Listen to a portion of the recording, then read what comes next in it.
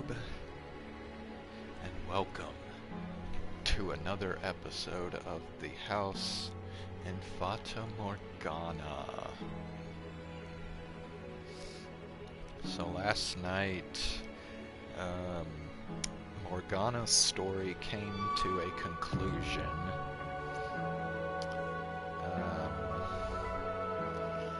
Basically, even though she had escaped from the Lord, who we know as Jacopo,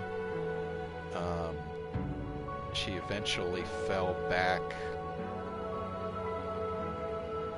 under his clutches again, and was once again used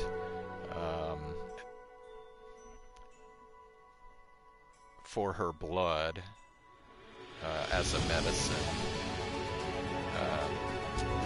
And she was locked in the tower of the mansion so that no one would find out that the blood, that her blood was being used as this medicine that he was selling to people. And she eventually died in the tower.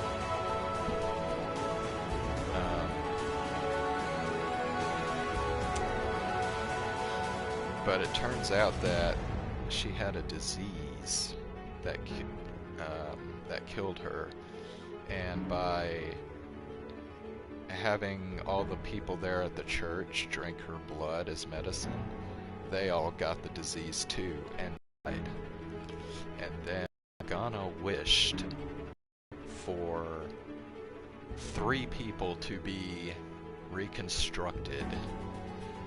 Those 3 being Jacopo, who is the Lord that took her as prisoner, basically. Mell, who was initially friendly toward Morgana, but then later decided to just take her arm and use that for its blood. And then the 3rd person is the Beast.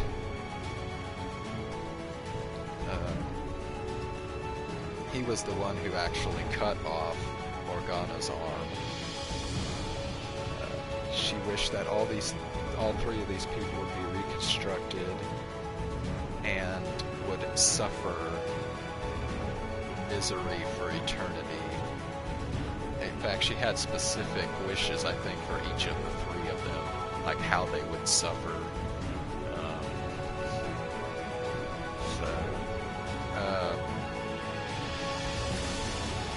So at the conclusion of the last episode, we returned from the story, and we are now back with the confrontation between Mell and Morgana. And I believe this is going to be the climax of the entire visual novel right here tonight. So let's get into it.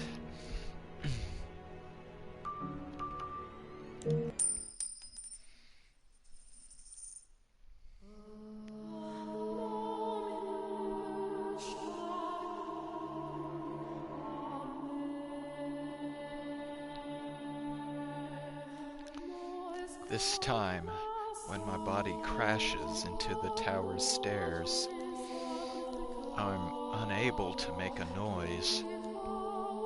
The obstruction is less mental and more physical. The excruciating pain.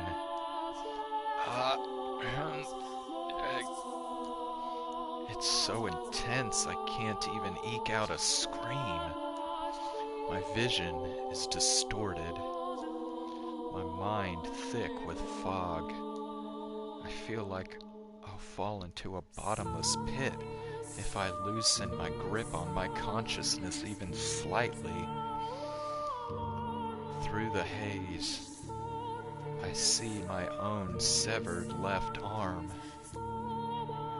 reflected in a pool of blood I see my face, large chunks of flesh peeled off. Er, uh, ah, ha. Look at you, trying to crawl up those stairs like a worm. How pathetic. It's like I'm looking at my old self. I can barely form a coherent thought. I can't lament her inhuman fate, can't mourn for her, or be shocked by the revelation about the three men and her history with them. Pain.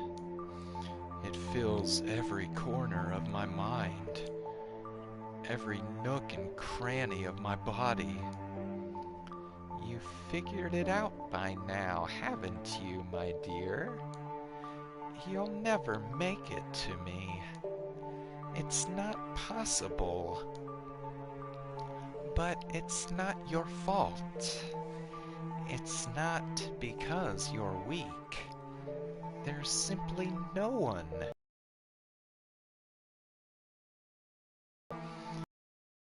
to give up, to rest. There's nothing wrong with that. The pain, the crushing weight, it's miserable, isn't it? But all you have to do is turn back, and it'll all go away. God. The witch whispers her sweet temptations. You've put in a fine effort. There's no shame at all in throwing in the towel. Her voice is soft, gentle, pleasant, saccharine.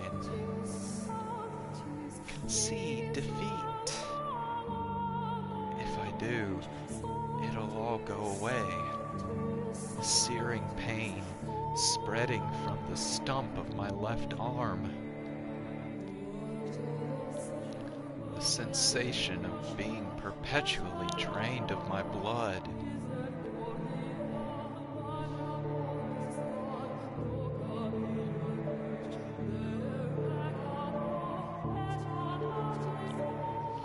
Miserable solitude of staring at a door that never opens.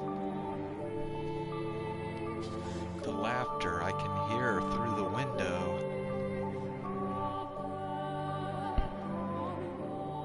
My miserable wailing and this maddening hatred. I can end it all. That's right, it will all be over. You have the power to make it stop. Make it all stop.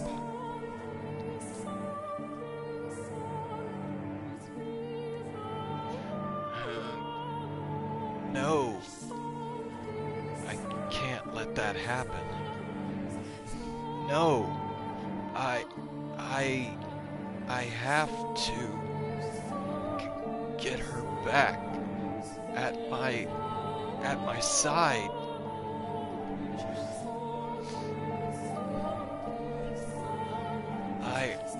I'll do anything to take her back, even if it means I end up 1,000 tiny scraps of meat. I will not give up on her for any reason. You won't, will you? Oh, such beautiful resolve. Willing to sacrifice yourself to save the girl. Like a hero of legend. Or maybe a fairy tale prince? No. I am no hero. And I am no prince. I am a human. An ordinary man. I don't have any extraordinary potential. I'm not a courageous leader or a charismatic general. I'm just a regular man in love with a regular woman who refuses to lose her. I don't need any other accomplishments, only that. That's all I need, because I'm just a regular man. My one act of resistance.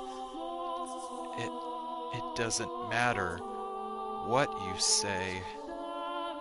It doesn't matter how much you cut me up. Nothing changes what I have to do. I have to take her back and set her free of this mansion. Nothing else. And never will I back down on that.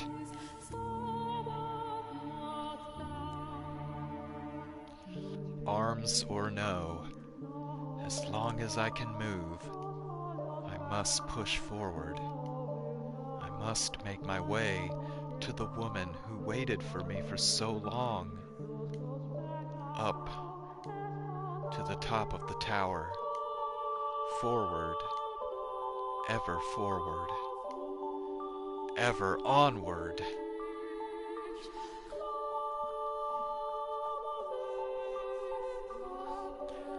Dragging my bloody body, paying the pain no mind.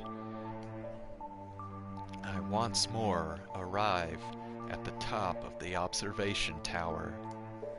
I place my hand on the door, holding myself up with my lacerated right arm. Take a moment to catch my breath, then lift my head, gaze into the void, and shout her name. Morgana! I pity you. I truly do. You were a saint shackled with an unfathomable fate, and for that I am enraged. As I felt your pain, as I watched your life, I too felt a burning hatred for those 3 men. If you truly feel that way, then why can't you stay here with me? We're all dead anyway. We've reached our ends. Do you honestly think there's anything more for us? There isn't. The end is the end. So what do you say, the 3 of us, me, you, and Giselle, torture the 3 of them and everyone they cared about? Make them suffer here for all eternity in this house. And that way, you and Giselle can be together forever too. That's not an option. Why not? Because hatred only brings you pain. Ha! Oh, that's brilliant. You spouting stupid platitudes at me. I can't believe my ears. Save your nonsense moralizing about how hatred does you no good.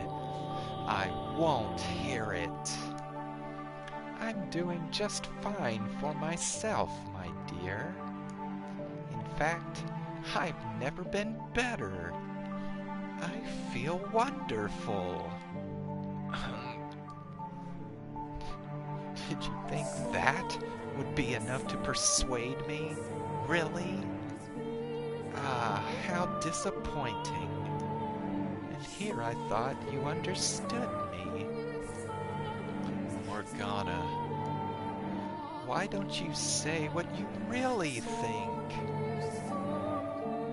Go right on ahead Hate them as much as you want, but keep me and Giselle out of it. Why didn't you just say that? I do feel bad, truthfully, for all the time we spent together. Never once did I ask about your life. I was so focused on myself, and in the end, I pushed you away. That you did. You wanted to be with Giselle, so you pushed me out. I wish I had asked you sooner. It wouldn't have changed anything, though. One puny man knowing what I went through would hardly be enough to erase the loathing I bear. It would have turned out the same regardless. There was nothing you could have done for me. There is nothing. Still, I would like to apologize. Had I known what you carried in your heart, perhaps I could have chosen my words better. Instead of rejecting you, I could have chosen some other response. I cannot remain in this house, nor can I allow her to stay either. So I would like to apologize for both my past actions and my present. Well, in that case, open the door, Mell. I take another moment to catch my breath, and then I gather my strength into the hand on the door. Blood seeps from my fingertip, slowly trickling on the rough surface. It reminds me of my death. I'm coming for you.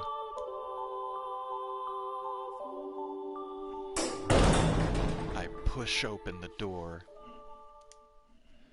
praying that it will be the last, that beyond it lies light for Giselle, and if possible, that it might cast a bit of light on Morgana's heart as well.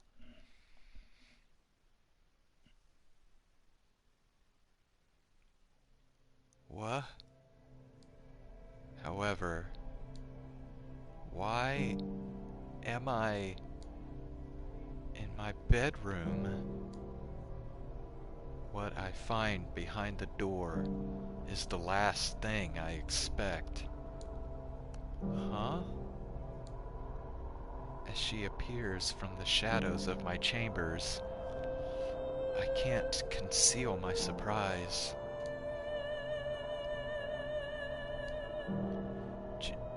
Giselle? Is this another illusion, Morgana? No, it's not. I am the real me. Thank you for coming all the way here for me. She's thanking me. So, why isn't she smiling? That was very kind and courageous of you, Mell. I'm deeply moved you would have such compassion not only for her, but for someone like me. But do you know what else you are? You're a worm. What is it this time, Morgana? What do you say we pull back the curtain, my dear? What curtain? There's one detail that hasn't yet come to light. This isn't your first return to the mansion, is it? You've been back numerous times. Each time not remembering her, and each time hurting her even more. What are you talking about? What am I talking about? Oh, you know good and well, my dear. Or do you honestly believe that all the other pieces were in their rightful places, and you alone were some exception? I'd never. Tell me, how was it? Living in so many different eras, not knowing who you were, and playing with all the different men. No, you're out of your mind. You make it sound like I was... Not like, my dear. You are the white-haired girl. Enough. How could anyone possibly confuse me with her? To tell you the truth, I couldn't see you as anyone else. Your white hair, red eyes, porcelain skin, and your name. Tell me, what about you isn't the same? We're not the same person. I saw the letter. What? The one you had hidden? No. And you didn't think that was worth mentioning? No, Giselle. I didn't mean... You're exactly right, my dear Giselle. He deceived you. He kept a very important secret from you. Despite showing up before you multiple times, he cast you aside again and again. No, that wasn't me. It wasn't. It all makes sense now. Nothing you ever did was for me. Giselle! I... Go on, Giselle. Tell him exactly how you feel. Mell, don't. Please don't. Don't say it. Not that, please. I'm begging you. You're... Stop. Please don't, Giselle. Not actually... Please. Don't say it! A man at all, are you?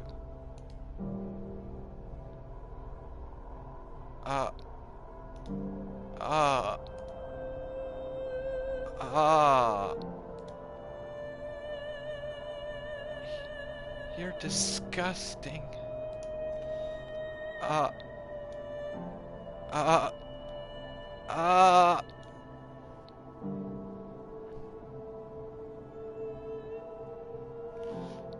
You're the only one it could have been, my dear. The only one who could have been the white-haired girl.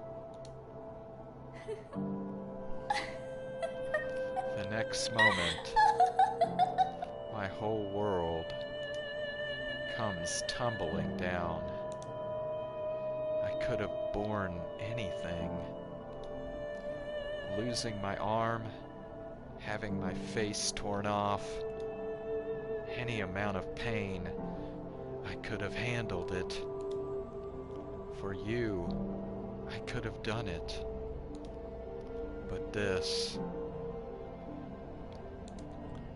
Hearing those words, coming from your mouth, being rejected by you, that I cannot. Those words, they bury me alive. And you're the one person I never wanted to hear them from.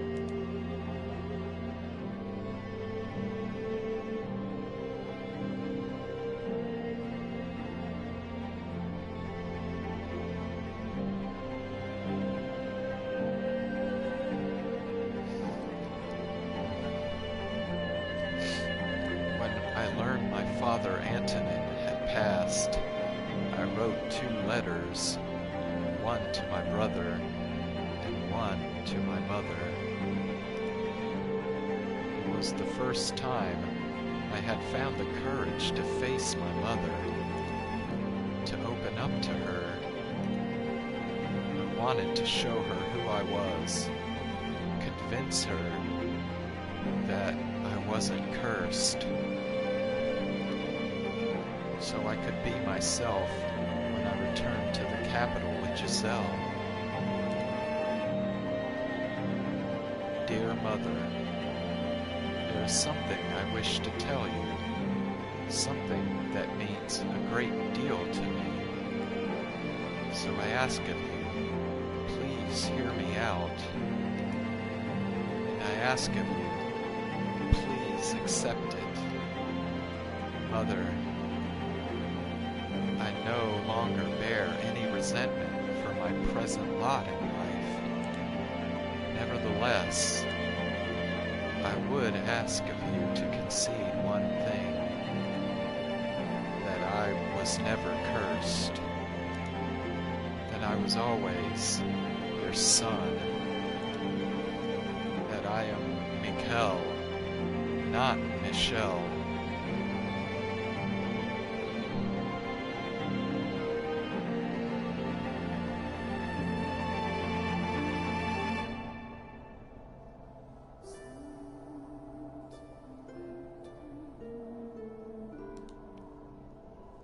I have found someone whom I care for dearly, a woman, and I love her with all my heart.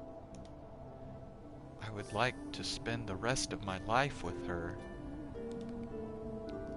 I do not wish for much, simply to have a quiet life with her, to go through our days together, man and woman. That is the one thing I want. Mother, I know you're aware that my body is no longer female. I am a man. My heart is male, and I ask of you to please accept that.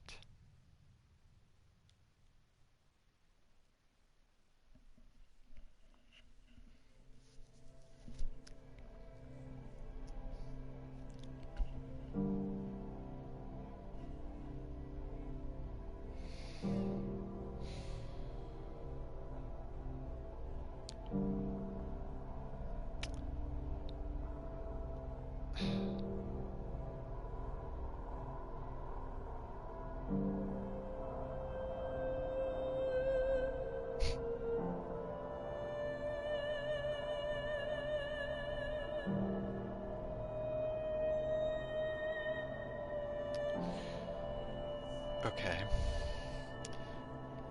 So Mikkel is trans.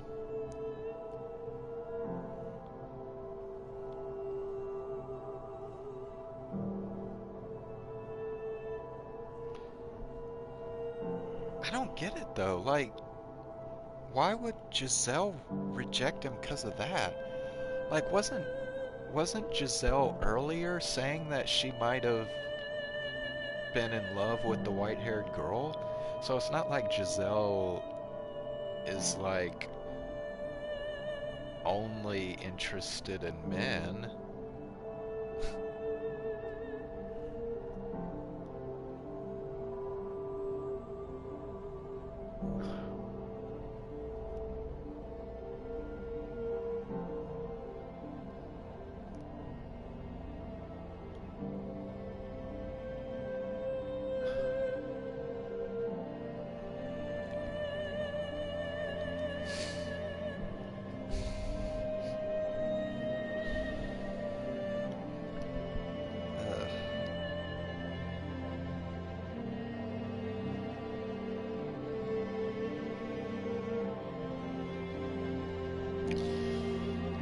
Okay.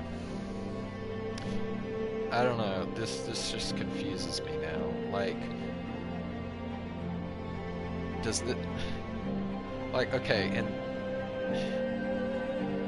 this life, the present time, he's trans, but that doesn't mean that back when he first met Giselle, he was trans then.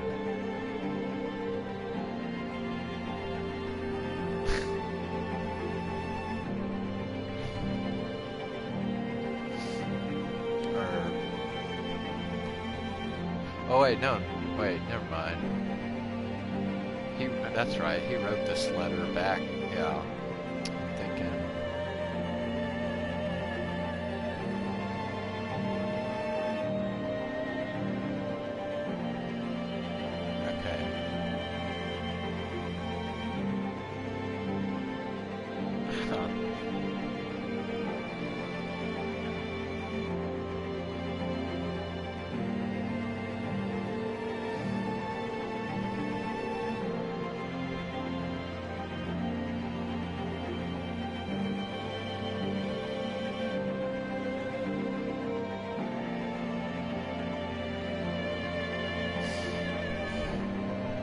I don't know, man. This is kind of bullshit.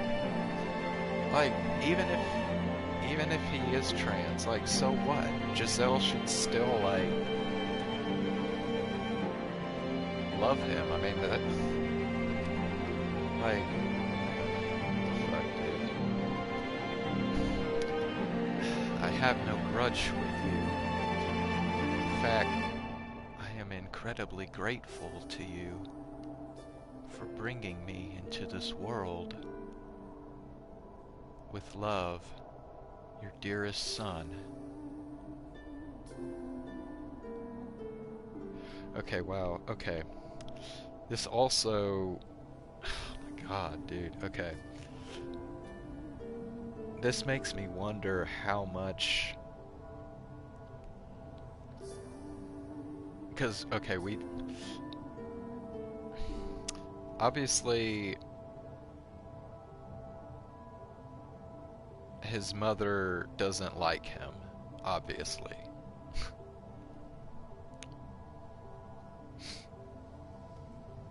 But I'm not now, but we were made to think all this time that it was because she thought he was cursed.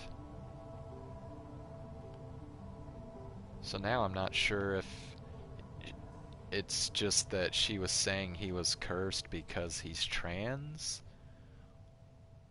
or if it's both, like she didn't like him because he's trans and because he's cursed.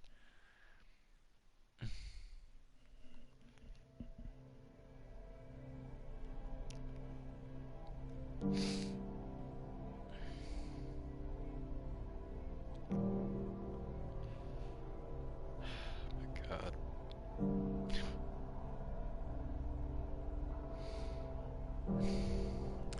Shortly after sending that letter, I was killed.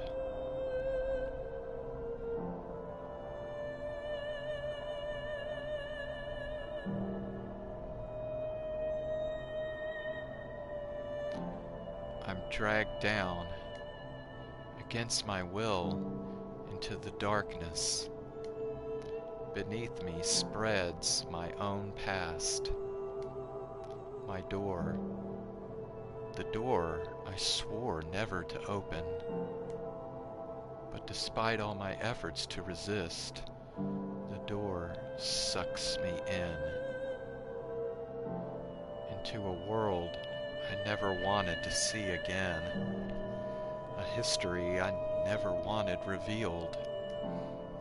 A past I never wanted anyone to see. Nonetheless, the door opens.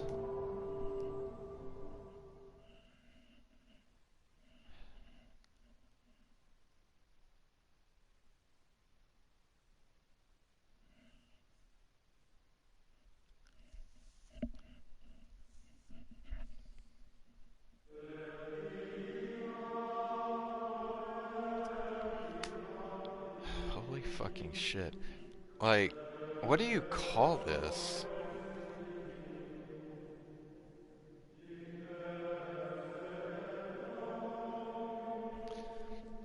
I don't I don't know of any literary term for this. When a story feels like it when a story keeps feeling like it's coming to an end, but then it somehow keeps extending itself over and over again. I mean, I've never even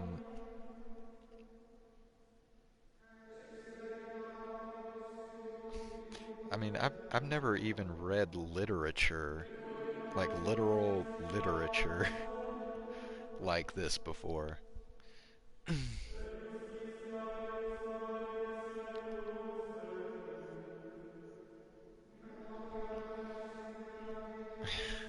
God.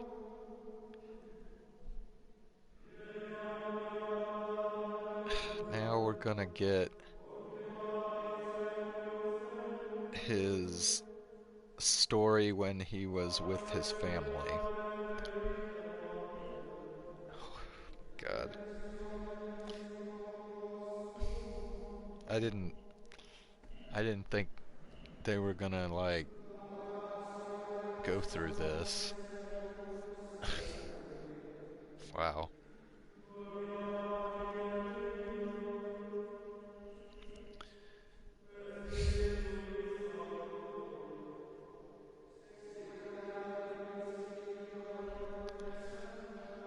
Okay, well, I guess we'll go ahead and start this story.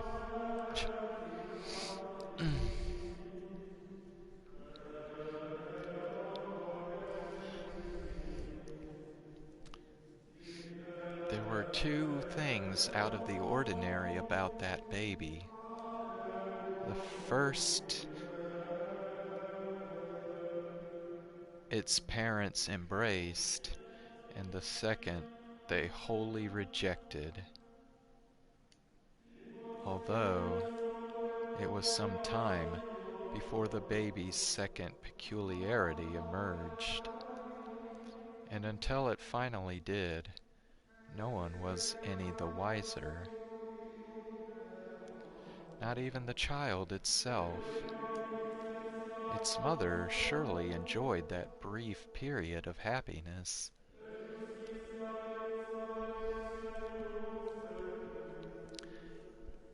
Before her child finally realized the truth, blind to the fact that the moment it had let out its first cry, everything came crashing down.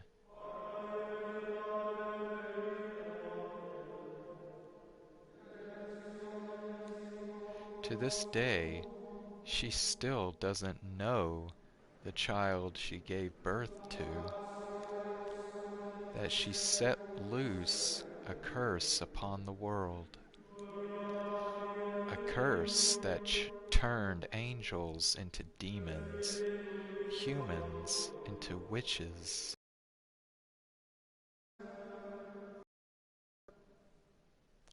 Wait, so does that mean that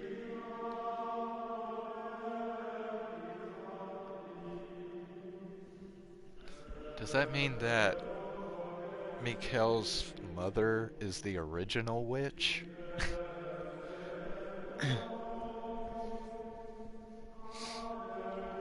Big surprise, another story. Well, dude, I'm surprised. I did not expect this. I mean, because they had, like, kind of revealed enough of his past, like, before this that I didn't think they were gonna just go back and, like,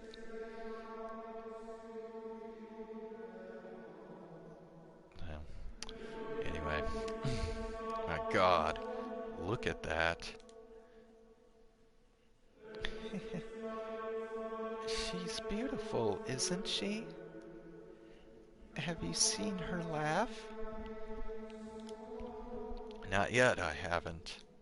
At any rate. That color certainly is something else. God's gift to us. No, she's an angel sent from heaven. An angel.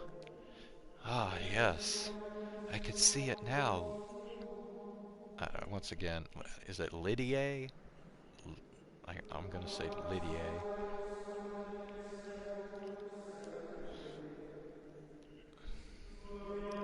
Her white hair and almost translucent skin. It's beautiful. My, she opened her eyes. Maybe she felt you nearby. Do you like your father more than me? Is that it, sweetheart? Gorgeous, aren't they? Such a deep, enchanting color, like two little jewels. Ah, that they are. A magnificent shade of red. I've never seen anything like it. And this is our child. She's special. I can feel it. We have to take good care of her. She needs a name, one that's just as special as her. Have you already chosen, Antonin? You were the one begging for a girl. You do it. Besides, I already had to rack my brain for the boys' names. Now it's your turn. Are you really going to let me? My, that's quite a lot of pressure. And name her after an angel, then. Oh, I like that. All right then. We'll call her Michelle, after the Archangel Michael. You'll grow up to be beautiful as an angel, my Michelle. I've always wanted a little girl.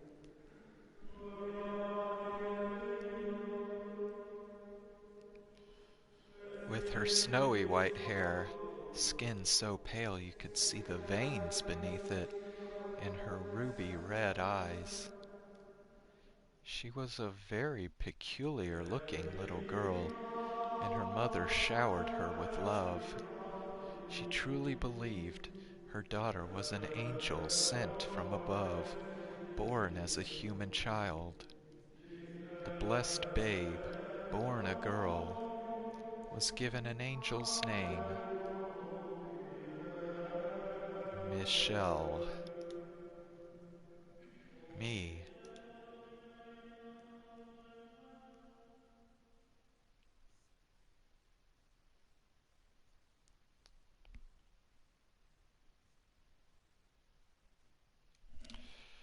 Okay.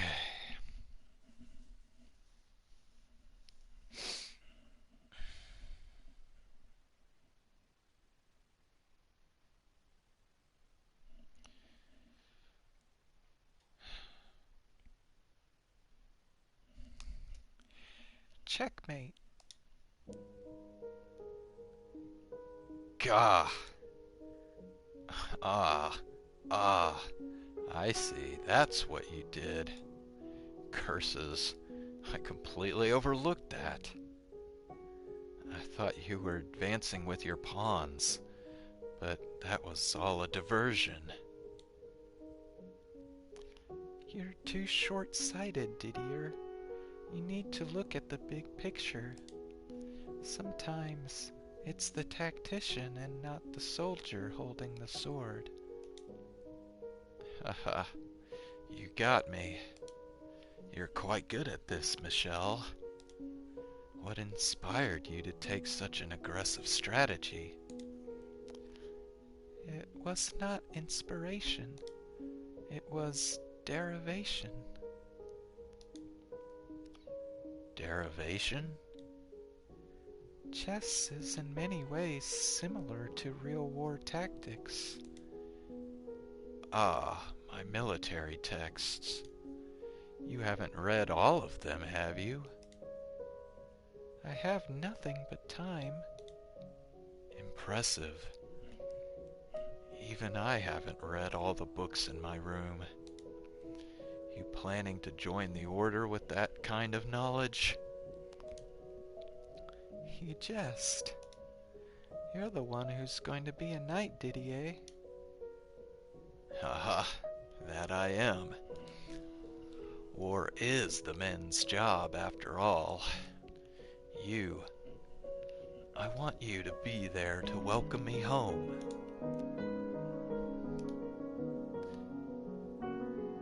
Didier.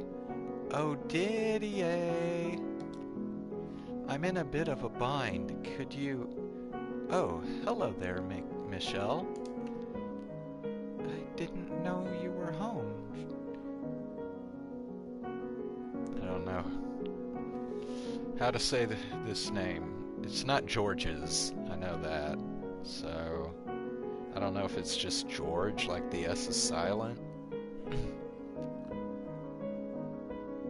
Or I guess it's...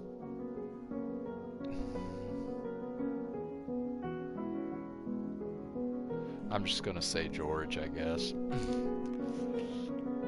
Just got back, yep. Oh ho ho, playing chess again, are you? Let's see, what do we have here? Get away from the board. Yikes, you got trounced, huh? And you call yourself her big brother. As if you're any better. That's not funny, George. I cannot approve of someone who can't keep up with the flow of battle becoming a knight.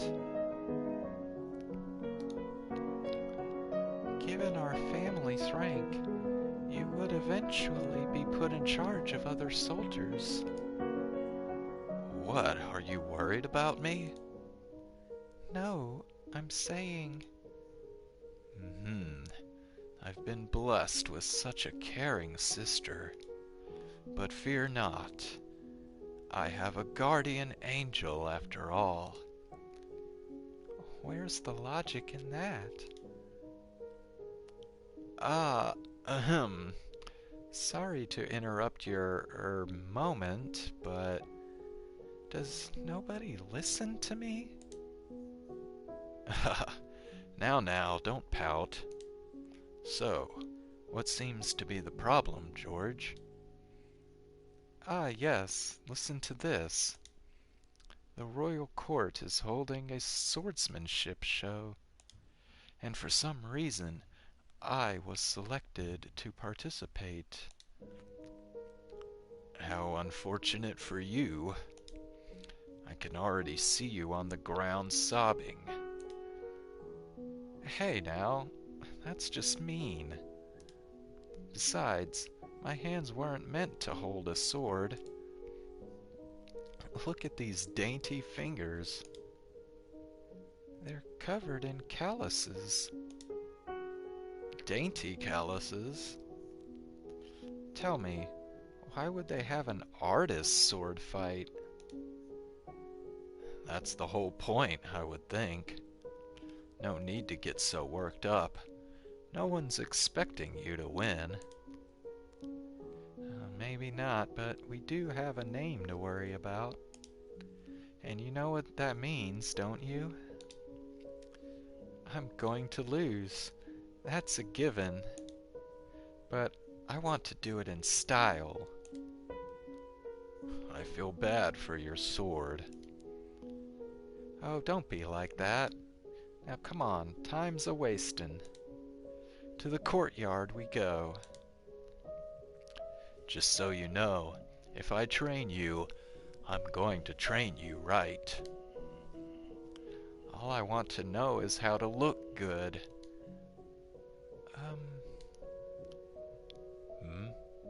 What is it, Michelle? May I watch? Fine with me, but you know you can't go outside. I'll be watching from the hall. I can open one of the windows facing the Still, you need to be careful. You can't spend too much time in the sun. I know.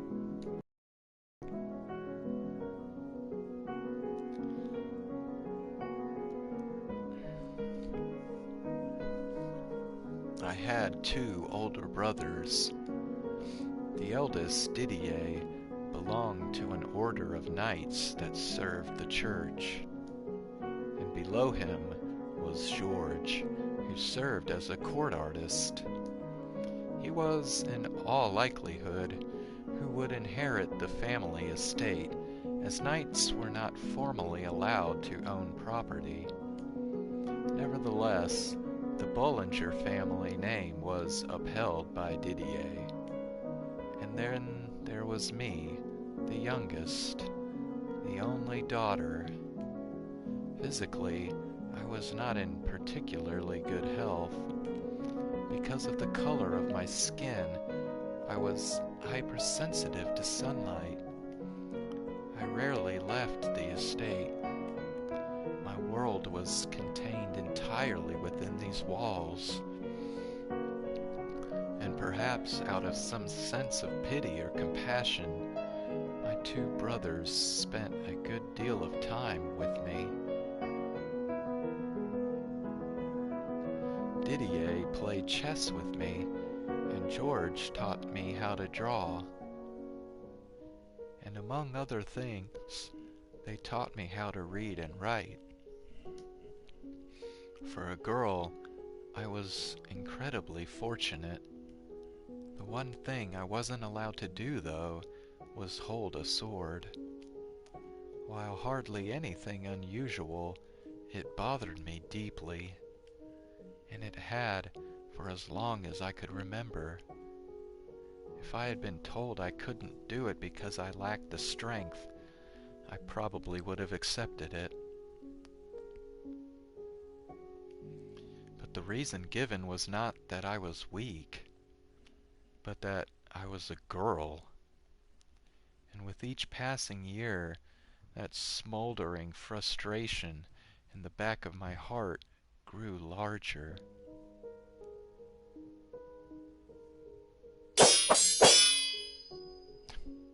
Damn, that nearly scared the shit out of me.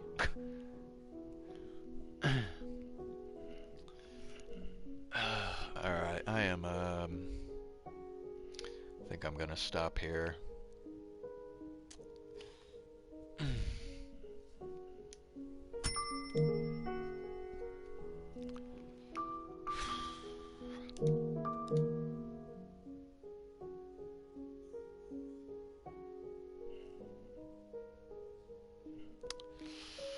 Okay.